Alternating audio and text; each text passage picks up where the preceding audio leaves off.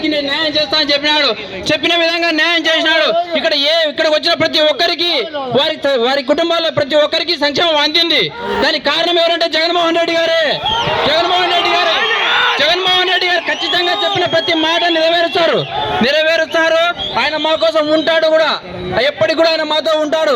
మీరు అన్ని ఇప్పుడు చెప్తున్నారు కానీ మీ కుటుంబ సమస్యలు ఏవో మీరు చెప్తున్నారు, కాదని లేవే, అవి మీ వ్యక్తిగతంగా ఉన్నాయి. కానీ మీరు ఆ రోజు తెలంగాణలో కూడా చెప్పారు, నేను తెలంగాణలో ఉంటాను, మీకోసం ఉంటాను, పోటీ చేస్తానని చెప్పారు. అక్కడ పోటీ చేయలేదు, మీరు వచ్చారు. మీ మీద మాకైతే అభిమానం ఉందక్క, రాజశేఖర బిడ్డగా మిమ్మల్ని మేము అభిమానిస్తాం అక్క, కాదని లేదు.